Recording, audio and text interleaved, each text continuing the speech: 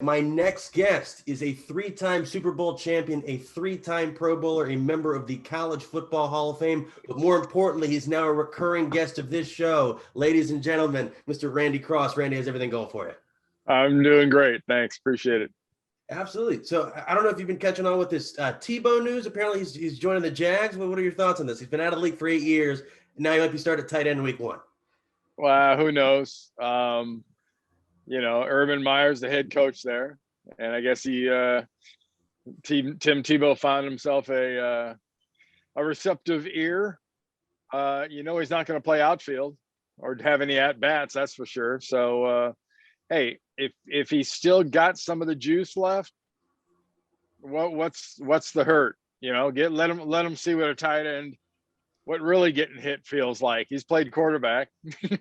let him see what getting really hit over the middle by a safety feels like. But there's a lot of guys that have played in the league that would love to come back in another incarnation. So hopefully it enables some of them to do it if he can pull it off. Do you see this lasting, or do you see this as a 2-week experiment and then he's not going to make the team? It's been 8 years since he really played football. So I highly doubt it, but he's never really stopped training. So I guess that would be the one hope he would have. I don't know. I'd wish him or anybody else that would try this the best of luck 8 years past the last time you played. Because it's a cliche, but the game is truly different now than it was when he was actually playing. Yeah. Apparently the last time he was playing, Trevor Lawrence was 12th. That's only part of it. Yeah. He was a quarterback, winning a national championship and then going to Denver. Had some success. I mean, the playoff game and whatnot, but hey, I don't know. I mean, at this point, let's be honest, the Jaguars could use all the positive attention they can get. Ironically, Mercedes Lewis has been in the league for 45 years, but he's not on Jacksonville anymore, so they can't use him. So it's unbelievable. So we just wrapped up the draft last weekend.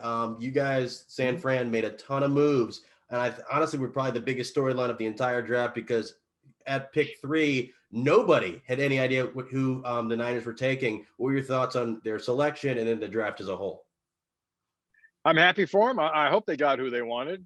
And obviously when you spend that much sort of equity to get up to the 3 spot, you better damn well think you're going to take the guy you want, and the guy that you think can be the best. It's a future project. It's not a this is the church of what's happening now kind of a pick.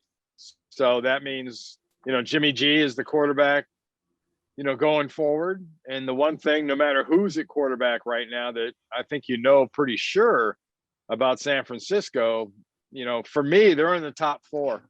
They're in the, if there was a Final Four in the NFL, as far as going to the Super Bowl, they'd be in it in the preseason. But as we all know, preseason doesn't mean a whole lot. But, man, they look good on paper, especially the part of the paper where you see all the bodies they have coming back off IR. Yeah. Do you think they were sold on Lance from the beginning, or who did you think they were going to take? Did I think they had to be sold on him from the beginning? I don't think there was much of an alternative. I thought there was a chance they would take Mac Jones. I thought there was a chance that they would take Justin Fields, but Mac Jones to me is a totally different quarterback than almost all the other guys that, those power 5 that everyone had in the top 10. Mac's a little different. Mac's, not the most mobile dude in that group, but man, the ball comes out of his hand fast. It's really, really accurate. And I just thought the meeting of the minds between the Shanahan system and what he does well and what he's done well for Nick Saban would go really well. But heck, let's be honest, the best place he could have possibly ended up was in New England with Bill Belichick. That's, I'd say, you can talk about everybody else in the AFC East.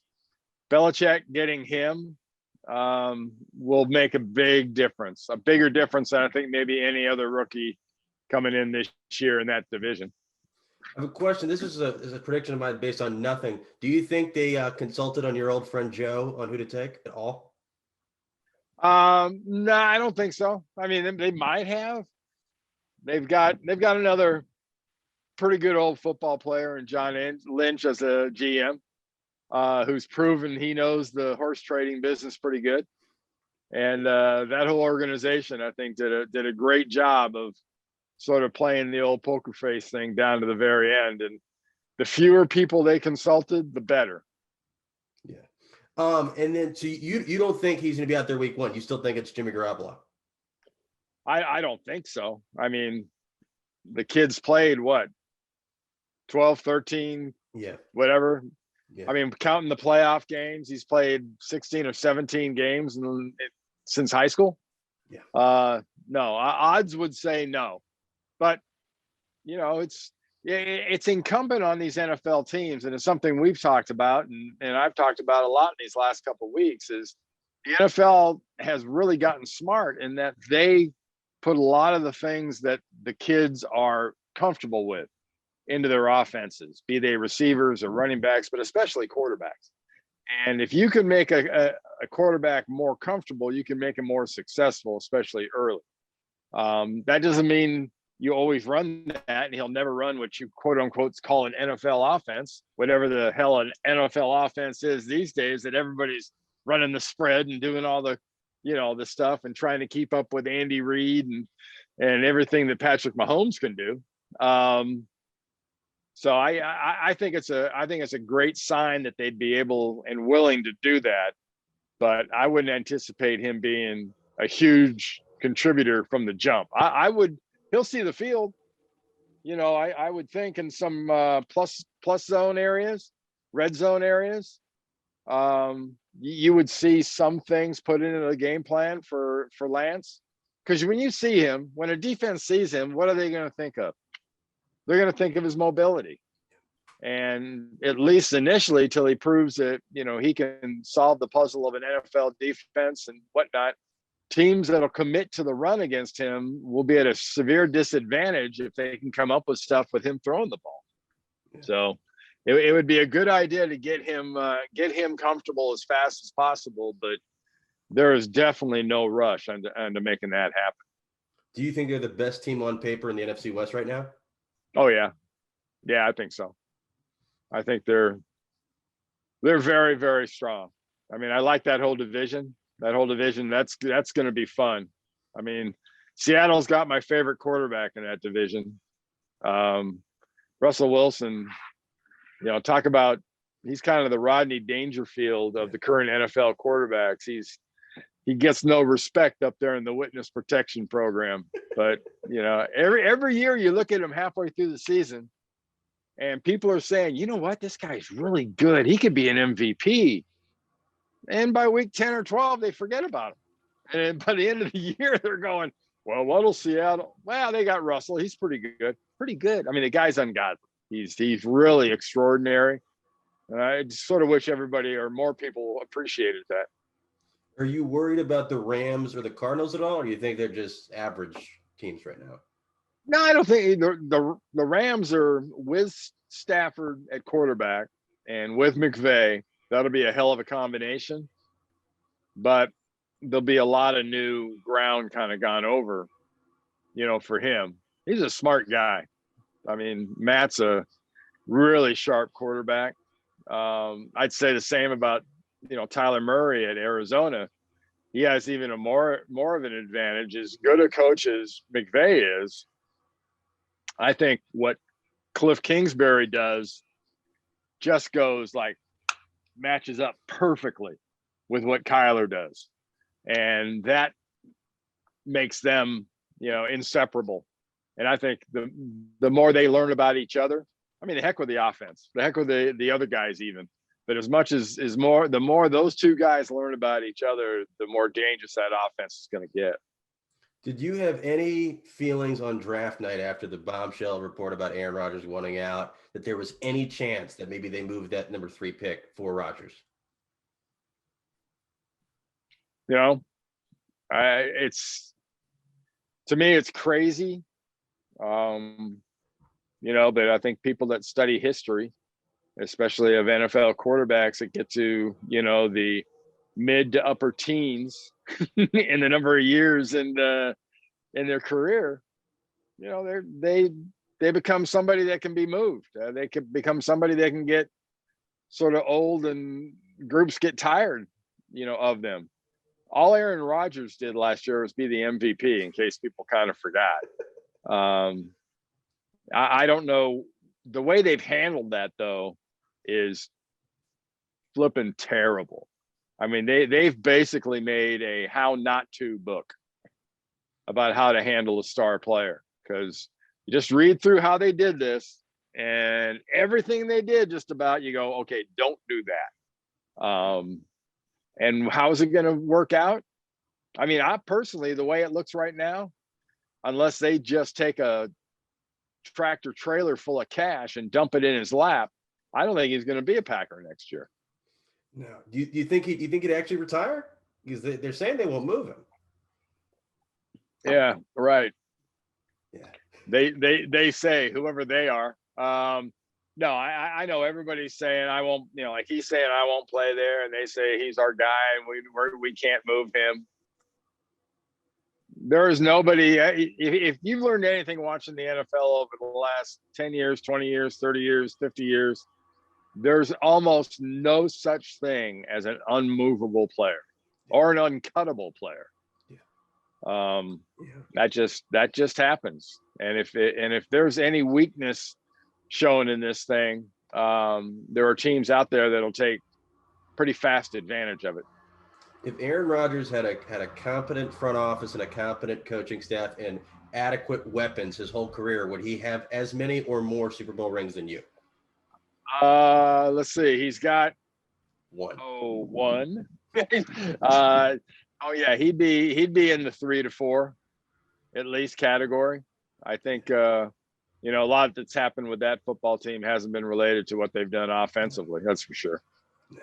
And then so going back to the NFC West, you guys brought in you got Trent Williams from Washington last year for nothing, which was great. And then you guys gave him a blank check. What are you expecting from him this year? Because I think he's 32? Who's that? I'm sorry. Trent Williams. Oh, Trent Williams. I expect from day one there to be defensive ends all over the league that'll have 7-day hamstring pulls and that will have headaches that won't go away, and will have any excuse they can get not to play against Trent Williams. I think the guy's sick. He is as good as we've seen at that position. As far as a combination of how he can protect the quarterback, how he can mug his opponent, that's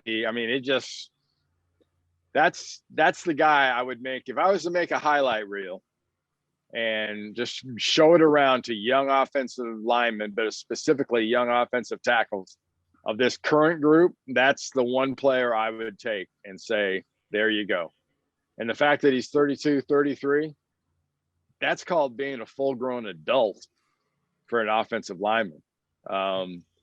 He's in his prime right now. And will he play out his deal? Yeah, maybe. But I tell you, he's going to beat the snot out of people for a good bit of that deal. Yeah.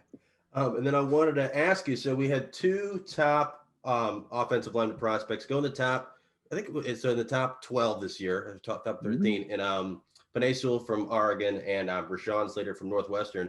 Did you take a look at their tape at all before they were drafted or after? Do you have any thoughts on their game? Oh, yeah. I like Slater. Slater's good. He's athletic.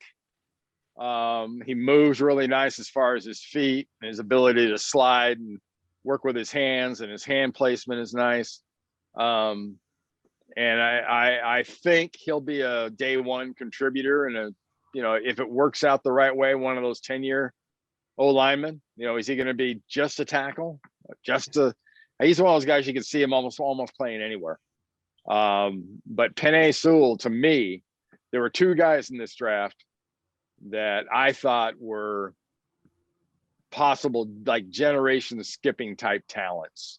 LT was that. Jerry Rice was that. You've had Aaron Donald as that kind of a guy. But I thought Kyle Pitts and Penei Sewell were the best pure football players in this draft. No offense at all meant to Trevor Lawrence or anybody else that went before him, because talent level has, as we've learned, talent level is not a good indication of where you're going to go in the draft.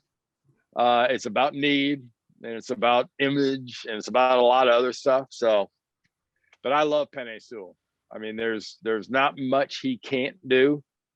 It's funny. It used to be a huge detriment and a huge disadvantage if you didn't play the year before by injury or any other reason. And it's one of the major upsets coming out of this draft was the fact that all these opt-out guys, the majority of the really good opt-out guys, they went as high, if not higher, than they would have. And that to me, it's pretty impressive. And he's a great example of that. I think it's less miles on his body. It's less wear and tear on his body. And in his size and his strength and his movement ability, and he's got the same thing Slater's got and a few other guys in this draft. They've got that kind of nasty dog in them, like Trent Williams has. The best thing those young linemen could do, as soon as Penei Sewell gets to Detroit full time, ask his offensive line coach, can I get a highlight reel of Trent Williams? That's how you play offensive tackle. I think you're going to say, ask Lomas Brown what he's doing on Saturday. There you go. Yeah. And then Washington here in the nation's capital got Sam Cosmi from Texas. Have you taken a look at his game at all? What do you think of him? Yeah. It's funny. You start after the draft. Before the draft, you hear about athleticism. Before the draft, you hear about fits. Now after the draft, you're starting to hear stuff about, he might be a guy that needs to sit and watch for a while. And you don't ever hear that about offensive linemen. Yeah. You don't ever hear about that about running backs or why. I mean, usually that's a quarterback thing. So if he gets a chance to do that, I mean, I saw him on tape a good bit. Watched him on tape and on TV quite a bit, watching the games, watching Texas games. I think he's good. I think he's got the ability to be, again, a decade kind of a guy. But there's little things he's going to have to work on. I think the knee bending at the knees and not at the hips. His footwork and the quickness and the repetitive nature of his feet, I think can be a little bit better, and they can work on things like that. But it'll be a sharp learning curve for him. It's a sharp learning curve for any rookie. I can tell you from experience, because there's a huge difference between playing against young men and full-grown adults that you're taking money off you're taking money and food off their table. And I want to ask you, so this Niners also they grabbed a lineman in the second round as well. Aaron Banks, where did he at Notre Dame? Notre Dame, yeah. What do you think of him? Like him. That name. You like him? I like him a lot. He'll fit in really well there, really well. In that scheme, they like to run that inside zone and that outside zone. A lot of the same kind of things he did at Notre Dame, as far as how he's going to have to block guys and move guys and work. So, no, I like that pick. I thought that pick was excellent. I think that Notre Dame offensive line, over the last decade or so, has consistently year in and year out been right there. And I know as a voter for the Joe Moore Award, we get a chance to look at an awful lot of tape, and Notre Dame's been impressive for a while. And it's because of guys like he. And I think the first group that really got people's attention was Quentin Nelson and Mike McGlinchey group that played the way they did, because they were playing in college like we were just talking about Trent Williams. That's how those guys played at Notre Dame. And part of that attitude and part of that standard is what Banks had to live up to at Notre Dame. So he's kind of got that in his blood. Then I want to ask you about the Niners defense. So Robert Saleh obviously took the head coaching job at the Jets, and former NFL linebacker DeMeco Ryans is taking over. God bless Saleh, and best of luck, because he's going to need it. What are you expecting from the Jets this year with him? Do you think it's going to be a shit show, or you think he can turn that whole thing around? I hope he can. I hope he's a great guy, and he's an excellent football coach. It's a tough culture to overcome. it's a tough area to win in, period. Zach Wilson's already kind of found that out early on, just so some of the reaction there in the New York market. It's more than just coaching. If it was just knowing football and coaching, I'd say, Robert Saleh could take that team to 8-8 pretty quick and could have a winning record in, the next couple of years. But, just being a good guy and a good coach doesn't have all that much to do with it anymore. And then with the Niners defense, they obviously have a new D coordinator, D'Amico Ryans. Some moving pieces around, but you're getting a couple guys back healthy, including Nick Bosa. I saw some rumors, apparently Sherman's possibly back in the mix at corner. What are you expecting from that defense this year? Because I know they underperformed last year, especially with all the injuries they had. Yeah, the injuries absolutely killed their defense. I mean, you look at their D-line, their defensive ends specifically. They were walking wounded. They really were. It was crazy all the way through that defense, how many injuries they had. Bosa got the most kind of pub when he went out. But, no one knows until they start playing games.